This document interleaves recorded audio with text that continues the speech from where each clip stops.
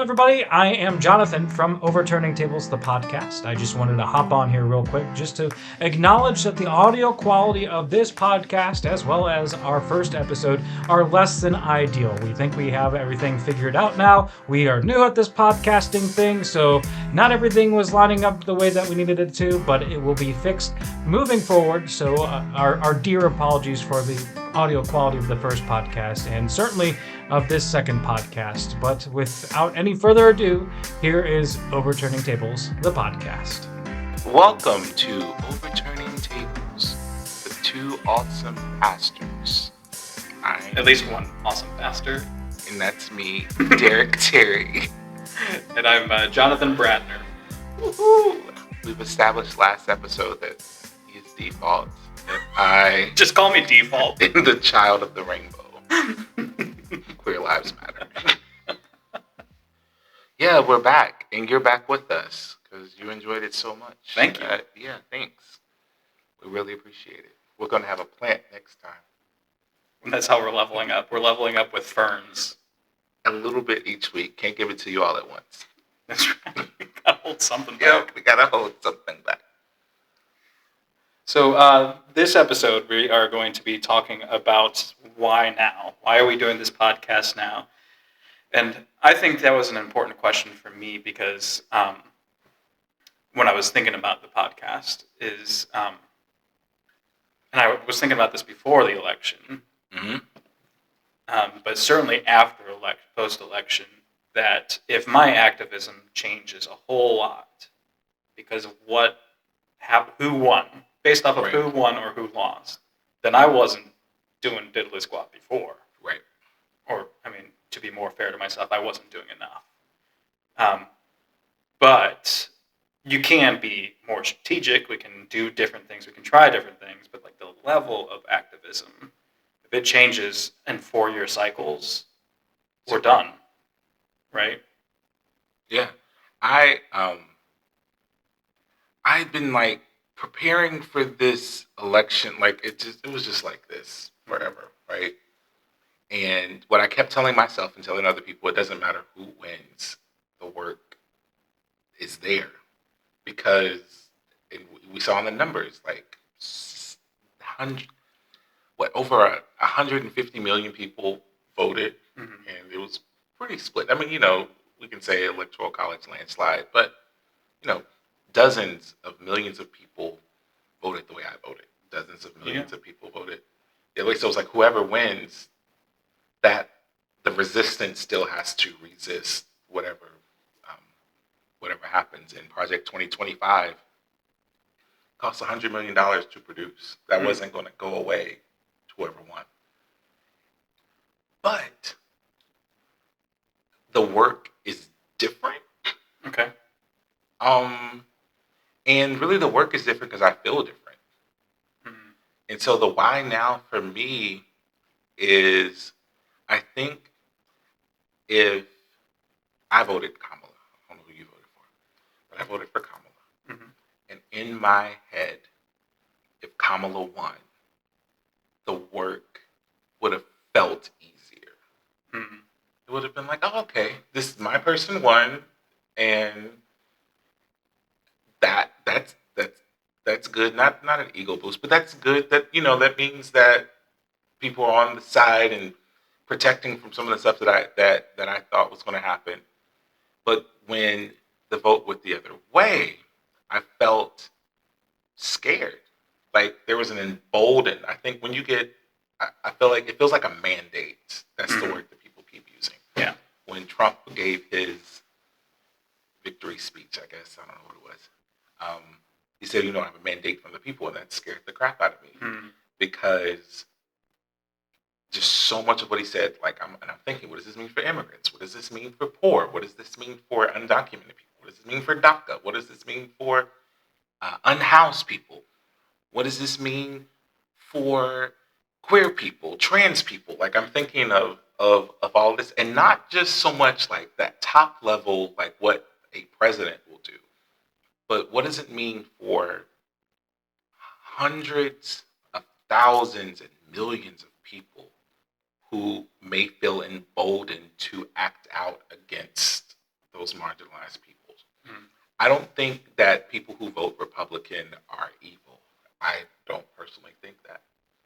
But I know that there are evil people who will feel justified to do evil things because they feel like, I can get away with it now. Like, I can do this. Like, it used to be if you did or said something racist, that was the end of your political career. And that's just not the case anymore. Right. Like, it used to be if you were accused of raping somebody, that would be the end of your career. This is not the case anymore. And that's scary to me. Because then what does that do for the people who follow these people? Like, do they then feel like they can do whatever? Like, what is the consequence of that? So the why now for me is, one, I have to be hopeful. And I also have to put my faith into practice. But then I also have to protect those people. I'm one of them, but protect people who feel unsafe right now and who will be at the end of policies and icky stuff from just, people all around us. Yeah, I think one of the ways that maybe we diverge a little bit on this is, like, I think, well, and maybe it's just the perspective of being in the privilege, but I think the system wants you to have felt like the work was going to be easier if Kamala was going to win. I agree with that. Like, if you And thought that you lie. were going to take a break, like if I thought I was going to take a break when Kamala won, like, that's the why we are still here. Like, I mean, going back to, like, gay marriage, like, all of this could have been codified at one point, but because we were comfortable, we didn't felt the urgency, we didn't felt the need, we didn't even know that it was a thing. Like, who talked about codifying same-sex marriage 10 years ago? Like, it was like we thought we had done the thing. And we had. And so I think that's part of the sinister aspect of the system, the establishment, is even like the belief that based off of who won could make you feel comfortable. Absolutely. And then I felt anger. And what I felt anger is I felt anger at myself mostly for believing what I knew not to be true. Okay, say more. Like I'm studying, I'm getting a PhD in history, which is a complete switch of discipline. But I love history. I love bringing it into the present.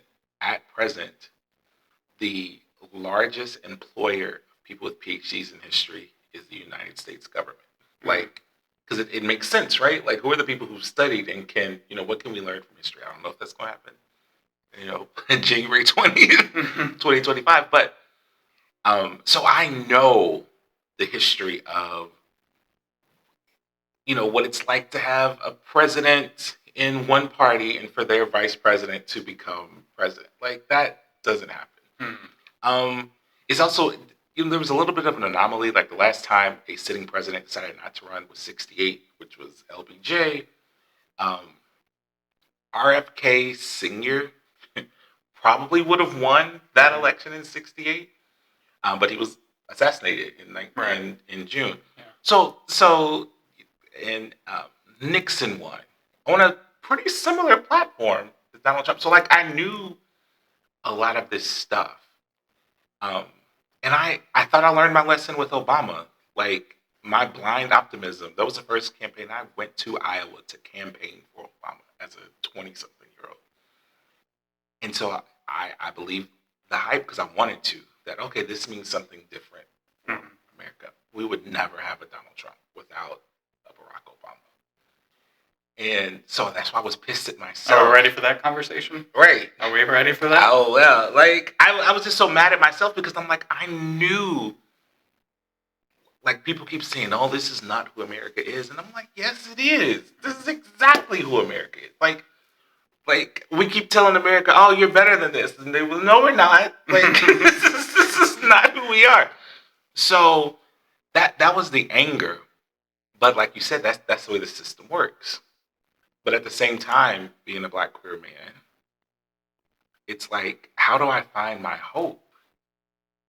And sometimes you find, like, one of the tools of finding hope is wanting things to be better than I know them to be. Mm-hmm. And then you're reminded that they're not, and you're just, and then I'm reminded that that was a lie I told myself. Oh, this will be easier, because this is not true. Like, that would just embolden the other side even more to push through some of that stuff. So that, I'm still in that state of, better, and grief, and all of those things. Mm-hmm. Yeah. I'm like, over the last couple of days, I've finally gotten to anger. That's where I started. That's where you. I started sad, and then immediately angry. Yeah,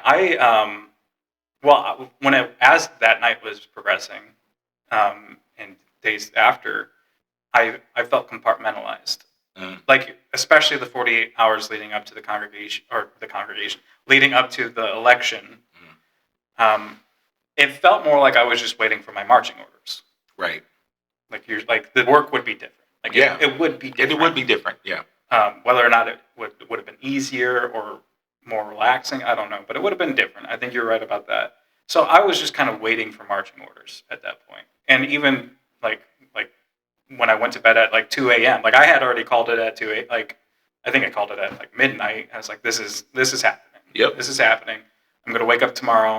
I'm going to give myself tomorrow. And then we're just right back at it. Like, that is, because the one thing that we know from justice is it's not a straight line. It's not a curve straight up. Like, so this is going to happen to us. So I personally can't spend too much time. But I think for me right now, the anger I'm having is towards the left. And yes, like, there's strategy things, like the campaign could have done this, Joe could have dropped out earlier than that. There's that stuff that we can certainly get into as a practice of this podcast. But I think I'm disappointed maybe is the other word for like how surprised people are. And then how they're directing that surprise and that anger. It has been disappointing to me. And you've probably seen it on my social media because I haven't been quiet about it. I've been scared to be posting this. But like, one of the first memes I saw was the meme, and I get it, like, I totally get it, but it was the meme that, like, I forget what it said, but somebody didn't care about it was from the women's perspective, that somebody didn't care about my health and my well-being because of the price of, because they wanted to have 2 more eggs or milk or something. I don't even remember what the meme was anymore. But then I was just like, yo, you're literally making their point for them. Yeah. You're literally making the whole point that poor people have been saying for years now, that they feel like they're being talked down to. They feel like they're being ignored. And whether or not Kamala did have some strategies, because she did have strategy, there's something about the optics of how it was happening, the presentation of how it was happening, that still felt degrading to anybody making, like, we lost people making less than $55,000 a year. Like, we lost those people to a man who poops on a gold toilet seat, right? And who was funded by the richest person in the world. Mm-hmm. Like, that's a reckoning not for them. Yeah. Like, that's a reckoning for, like, how does the Democratic Party lose the working class? Right. And to 2 billionaires. Like, I mean, basically Musk was his, Yeah. But then to turn around and to blame the poor people. And I absolutely understand that it wasn't directed at, like, internally, it probably wasn't directed at poor people. It was directed at the middle class Karens of the world. Like, I get it. But who's watching? Yeah. Who saw that meme that switched over to Trump and was like, oh, I made the good choice. Like, look at what you just posted. This was right. I made the right choice. Like, and then also, like, the election denialism is killing me right now. It's killing me. And I don't know where you stand on that. Like, I think there's always some fraud somewhere, but, like, to just turn around and use the same playbook is bizarre to me. I don't think it serves us. Like, I think it's easier to say this doesn't make sense than trying to figure out what I can do better. Like, it's much easier for me to blame you than to hold the mirror up and figure out what I can do better.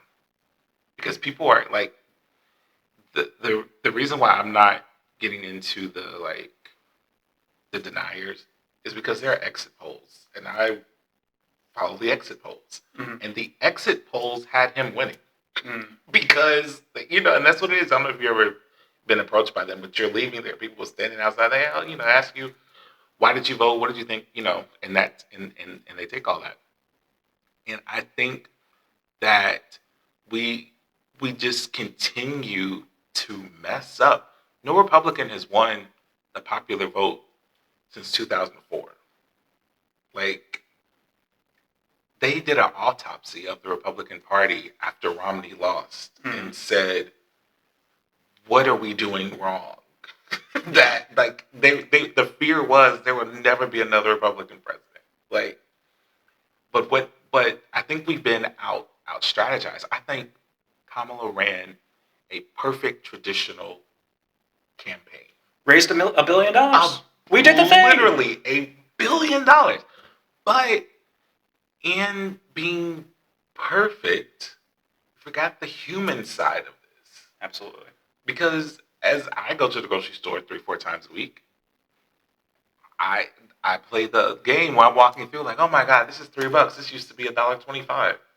This used to be this. This used to be this. Oh, this is ridiculous. Like, the other day I was complaining, green onions are like 99 cents for a bunch. A bunch of green onions it's like, this is grass. Why is this 99 cents? This is literally like a weed. Right. Like, this used to be 69 cents, 59 cents. Like, I remember all these things. And I think we've gotten away from that. And we try to do this whole identity thing.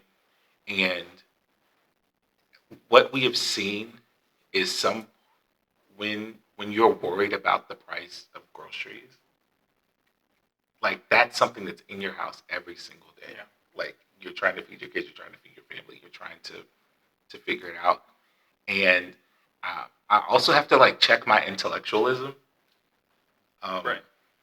Because that's one of the lessons that I learned, like, in communicating. I think that Trump sometimes sounded like an idiot. I'm speaking for myself here, not my church or anything. Disclaimer, we are speaking as individuals. Absolutely.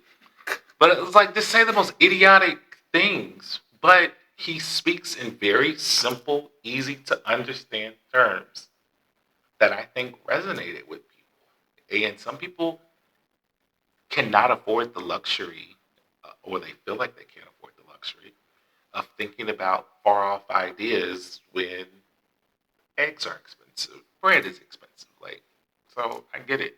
I don't agree with it. Right. But I get it. Yeah. Like, one of the most uncomfortable truths about this, I think, is, especially as the dude saying it, is when you are struggling to pay for those eggs and the milk and the bread, like, I'm feeling that every single day of my life. I can't feed my kids. I don't have kids. I'm not speaking for myself right now. Like, but that is important to me, like, every single day. 3 times a day, if I'm lucky. Right.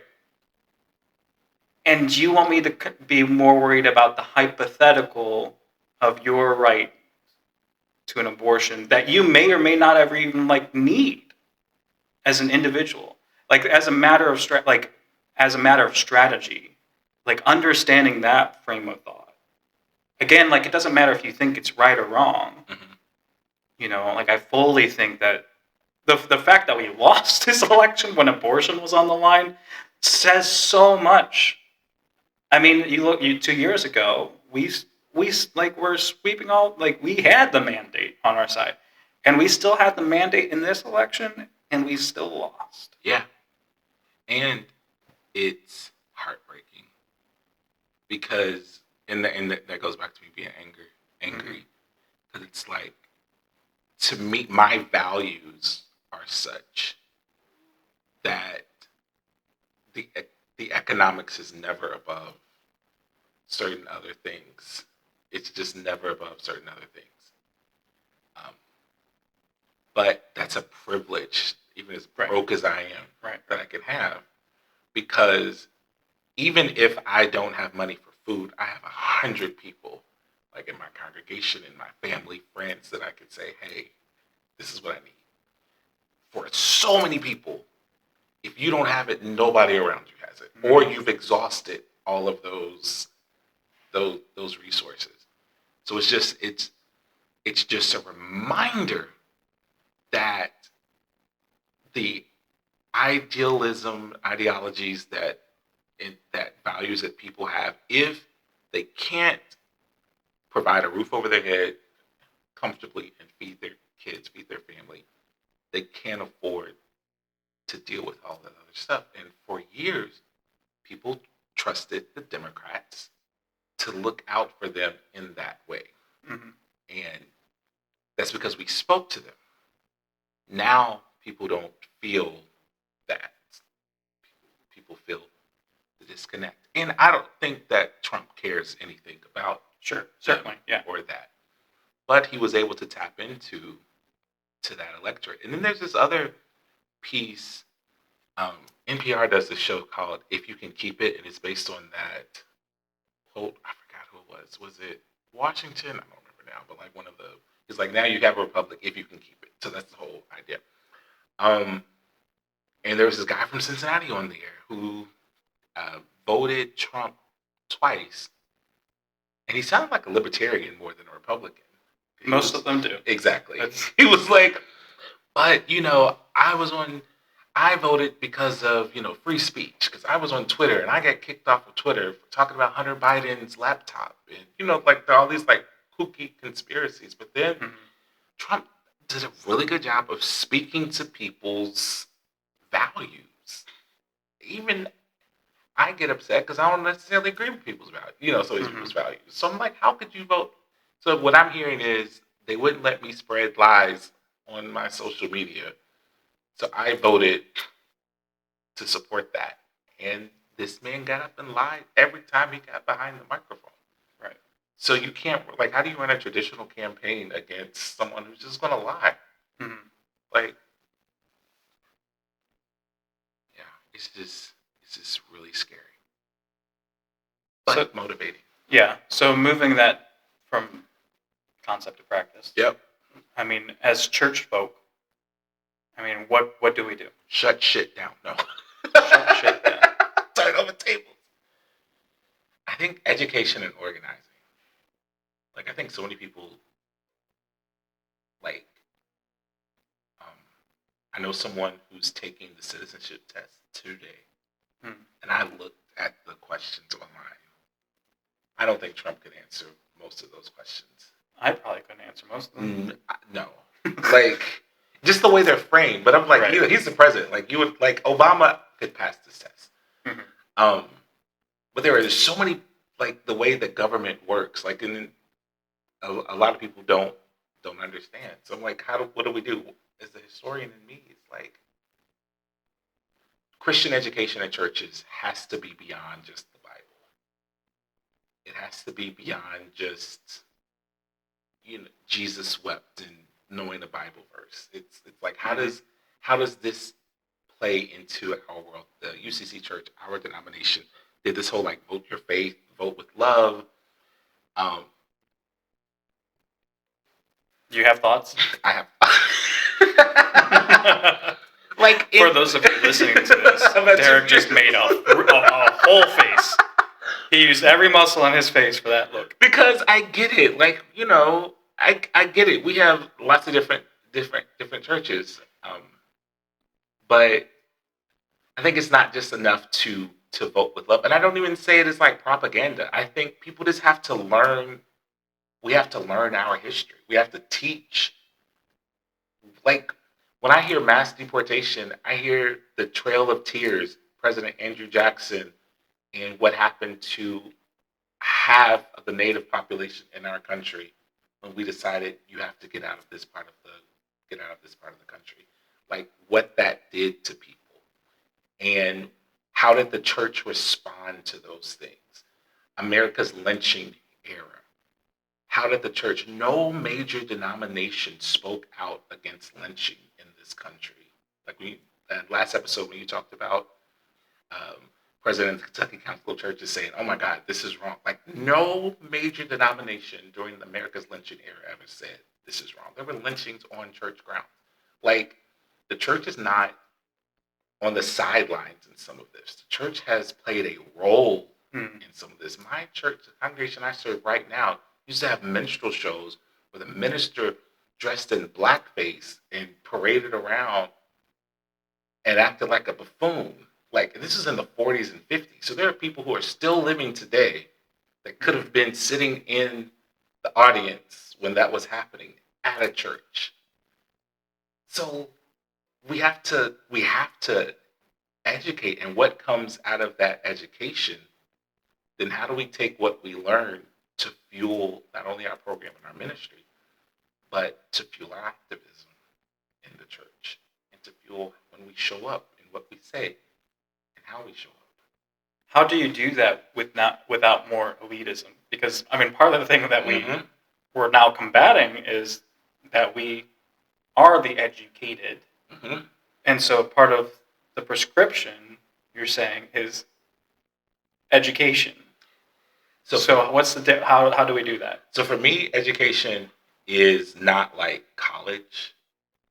Like, the church I grew up in, there were people who would sit us, when I say us, the young people down, or, just sit down and just tell their story. And they would tell you, I grew up on this farm, I have a 6th grade education, I did this. Like, literally, we were getting to know people's story. And when this highway was built, this is how it impacted us, and this is what happened. The name of that street, that person is racist because he did this and he did that. So that's the type of stuff. I think it's really easy for folk to sit back and think that kind of stuff is far off. It's not impacting me. Kind of like whenever I talk about like climate change, I never talk about the polar bears because we don't have polar bears in Cincinnati. I show pictures and say, "Hey, we literally don't. The zoo doesn't even have one." The zoo, exactly. I'm like, this used to be a creek, and guess what happened? Or this community had to leave because they don't have water because this is what happened. So I try to bring it close to home.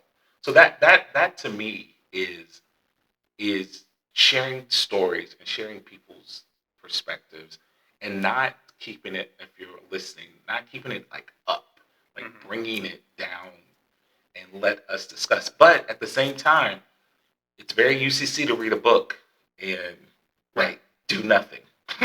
but talking and that's a big thing for me. Getting to know people, getting around people. We do something around church where we intentionally, it's really easy for me to do as a Black person, but get people around the table for food, and we talk about our familiar experiences. Like, I personally cook, and it's amazing the conversations that come out of that and what people learn. And it's amazing the number of people that will say, "Oh my God, I've never had a Black person over for dinner. I've never been to a Black person's house for this, or I've never done," we go out to eat, but I've never been to their house. So I know it sounds so like minuscule, but I think W.E.B. Du Bois had this quote, and I'll just paraphrase it. He was like, "The problem is we know so little of each other." And so it's really easy for me to get mad at someone in Eastern Kentucky for voting for Trump. But what do I know about their experience? It is really easy for me to write them off. Like, anyone who voted, F you, because, but what were their values? And what were they thinking? And why was that important to them? Because I feel like, to your point, if I never learn, if I never have those discussions, if I never think about what the price of eggs means to people, in 4 years, in 2 years, in 6 years, like, we just keep repeating the same stuff. Yeah. Like, we have to learn from this. Yeah. Which, by the way, is point of strategy. 2 years is a year away. Yep. I came up with that yesterday, like, just thinking about it. 2 years is speaking of elections, and I was real proud of myself. No, 2 years is a year away, friends. Primaries will be next year. Yep. I think you are so dead on with storytelling, narratives. You'll see on the news and the establishment TV that this many migrants or immigrants or illegal aliens are coming over.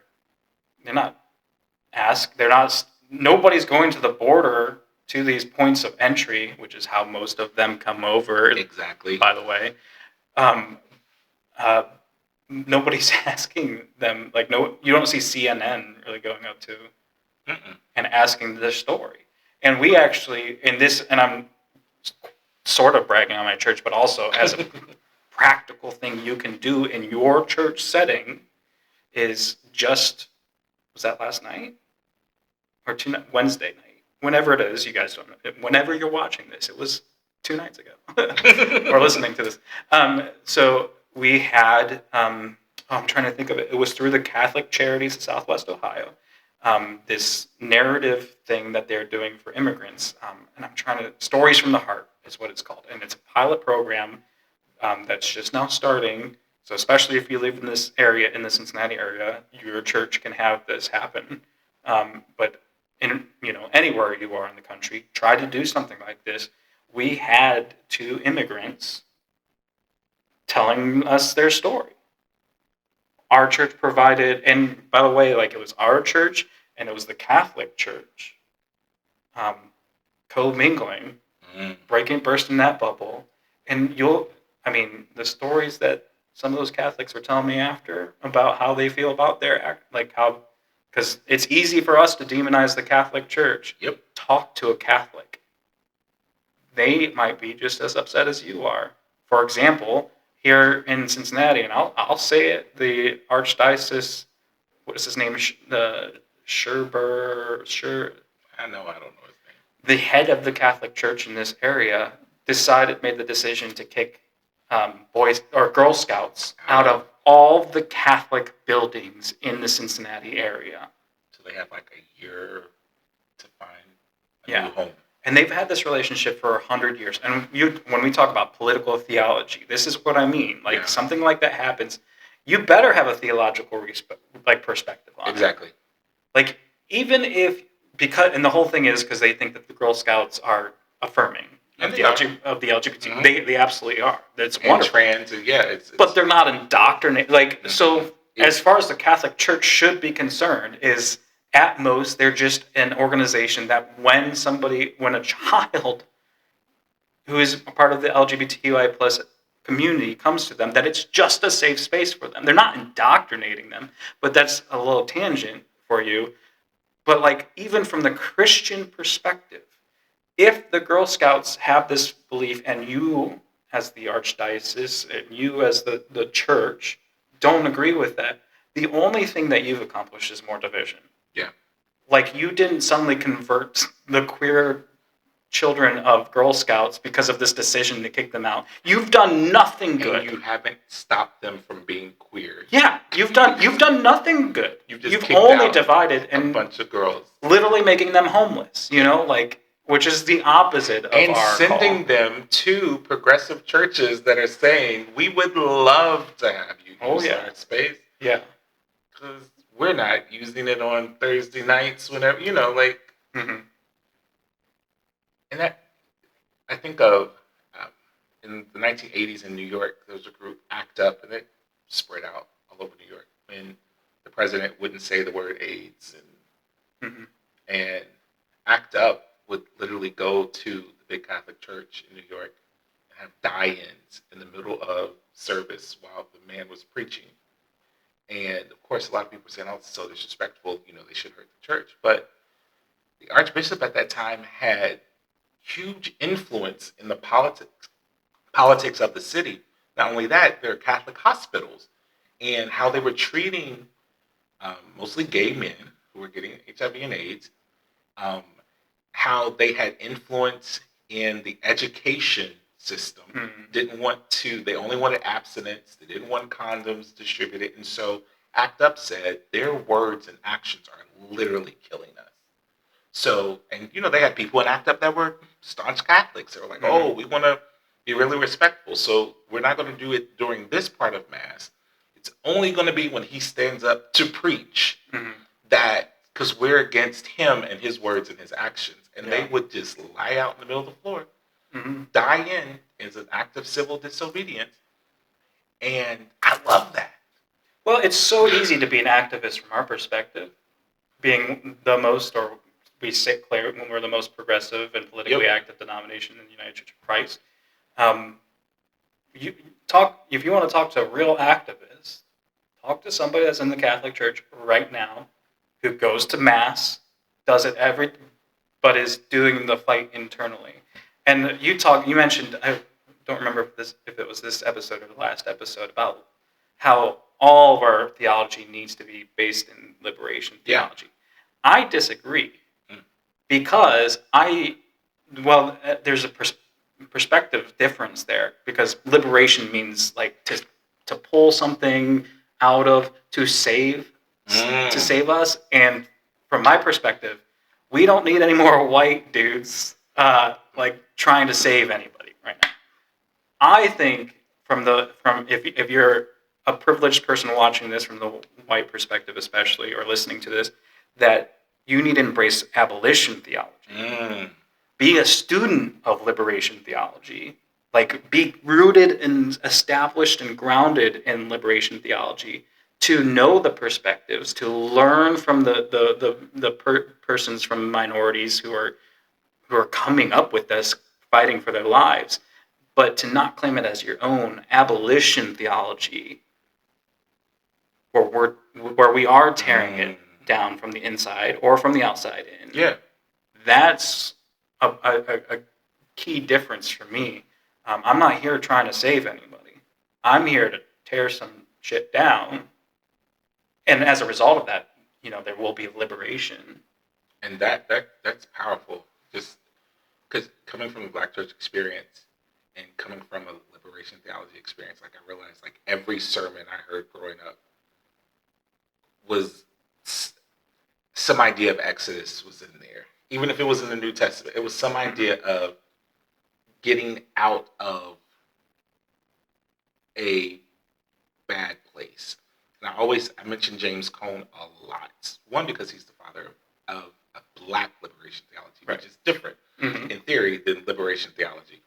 But just this whole idea, and James Cone tells us, it's not just about Jesus, but it's Malcolm X and Martin and Fannie Lou Hamer.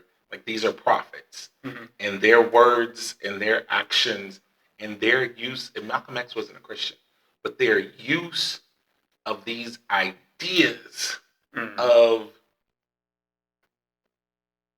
understanding that this system was not made for us, and so we have to work within it to mess it up. So that's what I say, shut shit down, like, literally, like, to dismantle and to rebuild, which is different from a Black perspective, or a queer perspective, or a poor perspective, than it is from a white perspective. And so we all, like, which is beautiful roles. To name that, by the way, like, name that, like, what we are doing here is different. Exactly. And as that exists, and also understanding that in this work, none of us can do it without the work of others. So, like, Ta-Nehisi Coates' In Between the World and Me, amazing book. He had a new one that just came out. I've just started reading. But anyway, I love Ta-Nehisi. He's probably my favorite writer of this era. He talks about how no group ever liberates themselves. Like, no group ever gets out of something. So slavery ended not just because a bunch of Black people resisted, but because white people put themselves, they did the Jesus on the side of the oppressed. They did the Jesus. Like, they put themselves on the side of danger. They were lynched. They faced similar, if not worse, being a white person, to signal, hey, we're going to do this. John Y. Brown led a massacre that ended in his hanging, because he felt like the only way the slavery is going to end is if we go to war. And so what does that look like now? So that's why when I talk about, like, UCC, I love to read a book. Like, reading a book is awesome, but do you show up? Right. Do you take your body and your voice? And so what are we doing from now into forevermore to stand with marginalized and oppressed people? Like, I want to see more UCC churches at Pride. I want to see more UCC churches supporting Black work, not just at Juneteenth, not just in Black History Month, but supporting organizations and the work that they're doing, and not coming in to save and to guide and direct, but to say, okay, I'm here, showed up, rolling up my sleeves. Right. What do you need me to do? And yeah, I guess that being uncomfortable, like, in having those conversations, and Holy discomfort. absolutely, and hearing those stories, and I think there is power in sharing stories and not just hearing, because what happens is a candidate gets behind a microphone and talks about, and they're eating dogs and they're doing this and they're doing that. And if you don't know, I was listening to something the other day. It says most people get their news from Fox News. Like, most Americans get their news from this one news source. I had no idea. I felt like, because I've never listened to it. But the majority of people, and it was a long infomercial for Trump, and it's getting information, and it's propaganda. But what happens when someone hears and puts a face to a name? When an immigrant is not just some far off person, but it's this individual, and they're telling you their story, and they're just sharing their truth. Then, for some people, you start to think, well, how do things affect this person? And if there's one of them, then there's a million. But when you dehumanize people and dehumanize their experience, and when you don't have to be confronted with their information. Frederick Douglass was one of the most famous people of the 19th century. All he did was travel around and tell his story. I was a slave, and this is what happened to me. And people would hear those stories. Civil rights movement, television showed kids being washed down the streets with water hoses, ripping their skin off, and dogs. And they're just kids marching in Birmingham. People saw that, and then they couldn't, then there were 4 TV stations, and if that's on the cover of your newspaper, that's on the cover of some magazine, it's hard to not think of, oh, these are just Black people who are angry and marching. Like, you see the humanity in it. So how do we do that in 2024? Tangent. Very good. Wow. So that brings us to the end of this episode. We're trying, cha-ching! We're 30, 40 minutes. Trying to keep it a little bit shorter, but let us know, as our viewers or listeners, if you want longer episodes, you want shorter episodes, let us know. We're open to changing formats and things like that. I would leave with this last thought, like, on a practical level. If you want to move things from concept to practice, well, and this might not seem like the opposite, but share this podcast. Not because we are so great, although Derek is the GOAT. We've decided that. But because I guarantee you there is somebody in your life right now that this is the first time you've ever heard pastors talking like this. Yeah. And so what could that do? If the smallest thing you can do today on a practical level is to share this podcast with somebody, and maybe somebody who you might think won't enjoy it, or might be confronted by it, like, we're telling the story. Like, this is what we're kind of doing. So just on a practical note, but also, it does support us and it helps us out a lot. We really appreciate you being here for episode 2 of Opening Tables. We're gonna get a fern. We're gonna get a fern. I better not forget a fern next time. I'll make sure we have a fern. And let us know in the comments of whatever you're listening or seeing this on. Any talking points you'd like for us to cover. Anything you want us to change about the pod itself. And we're open to that dialogue. And just comment. Let us know what your thoughts are. Speaking for myself, at least, I'm not here to make sure that anybody's thinking like I'm the way that I do. I'm just trying to make sure you're thinking at all. Right? Exactly. I love learning from perspectives, not my own. I love reading stuff. I feel like that's love watching and reading stuff that's different than what I would normally. I've read J.D. Vance's book, and I listened to it. I've read and listened to it. Yeah. That was weird. I didn't agree with a lot of it, but I learned a lot. Yeah. Okay. Well, thanks everybody. This has been Overturning Tables. Woo-hoo, go over. No, let's say go over. Should it be like we should flip the table at every. We're gonna need a bigger budget. If you could donate to our GoFundMe so that we can literally flip the table every single podcast. That would be powerful. And then purchase a new laptop and microphones all at the same time. Yes. All right. Take care, everybody. And remember, in a world where you can be anything, Overturn the table. overturn the table. Where you could be anything, overturn. Yep. Be a table turner. Be a table turner. Be a table turner until the tables turn.